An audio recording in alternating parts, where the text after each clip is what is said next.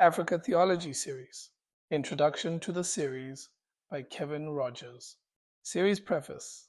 The Africa Theology Series is a multi-volume series of books on Christian theology. Unlike a typical systematic theology, each book in this series is a standalone volume on a specific topic or doctrine. Also, unlike a traditional systematic theology, the series expands the scope to include biblical, systematic, and applied theology. The goal is to give the African Church a biblically faithful and contextually appropriate tool to help them, as Jude 3 states, contend for the faith that was once for all delivered to the saints. The book in your hands is meant to serve as an introduction to the entire series. This book will lay the foundation for all the subsequent volumes. However, it is worth noting here 4 overarching goals for the entire series. Understanding these goals will help the reader gain the most insight when reading each separate volume. These goals are bridging knowledge with action, interacting with major faith systems, moving from defense to offense, and creating a readable and helpful resource. Know, be, do. Bridging knowledge with action. Each volume in the Africa Theology series seeks to move the reader from theological foundations, know, to cultural implications, be, then finally to practical applications, do. In the African context, the concrete is much more impactful than the theoretical. In fact, oftentimes grievous errors in the pulpit or in pastoral practice come from those who can articulate the great doctrines of the faith both eloquently and sufficiently. These men often hold degrees from theological institutions where they were trained in sound doctrine and biblical orthodoxy. In other words, the errors that seem to plague the African church aren't necessarily from a lack of knowledge, but rather from a lack of application of that knowledge into practice. A short-sighted overcorrection would be to throw out knowledge-based teaching and instead simply focus on obedience-based action. However, this would be just as dangerous and ultimately counterproductive to healthy church. Orthodoxy and orthopraxy are not against one another, but rather two sides of the same coin. To have one without the other is not only incomplete, but insufficient to build a biblically faithful and missions-minded church. The Africa Theology series addresses these challenges by helping the pastor or church leader see the interconnectedness of knowledge and action. There is an African proverb that says, "Two hands wash one another." We need both knowledge and obedience. Therefore, each volume will, in its own unique way, lay a theological foundation for the specific doctrine being addressed as the authors seek to answer the question, what should I know? The reader will then be challenged to see how this knowledge, what I know, necessarily informs identity, who I am. Every culture has elements that the Bible can affirm and appreciate, and also elements the Bible condemns and corrects.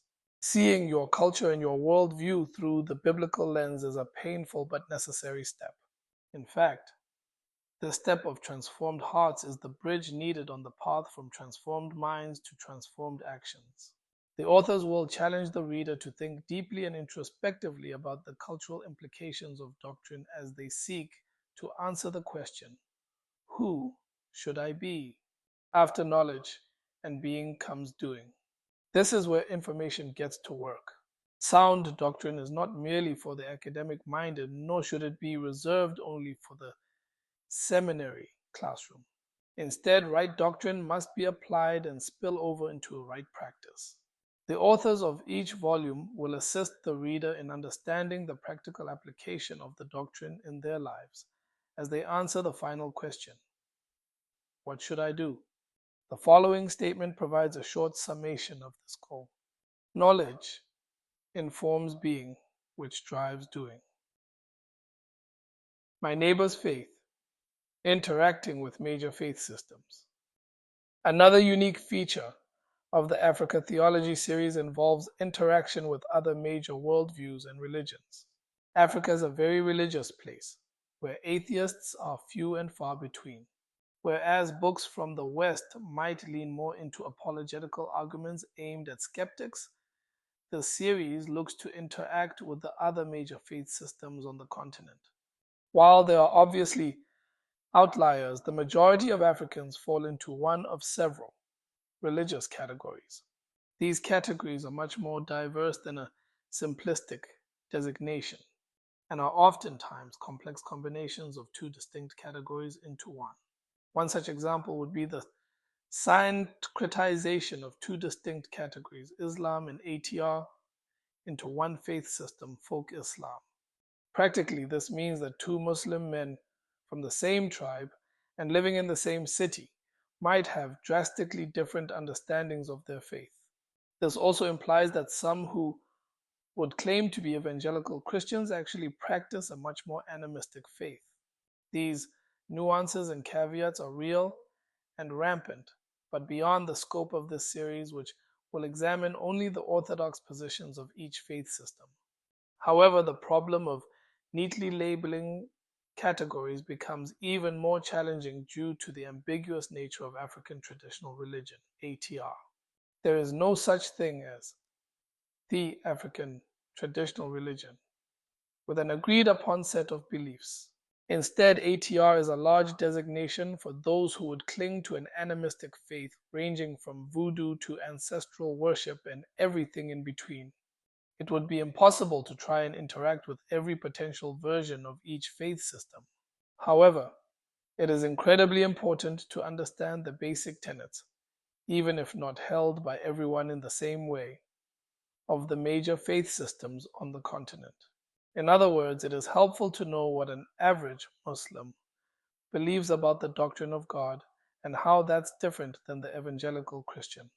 Therefore, each volume in this series will provide side-by-side comparisons to highlight major differences between evangelical Christians and these other religious systems. Changing tactics, moving from defense to offense. There is an anecdotal account of how those working to detect counterfeit currency spend their time only examining real currency. The story is used to illustrate the importance of focusing time and energy studying the truth, instead of spending time dealing with falsehoods.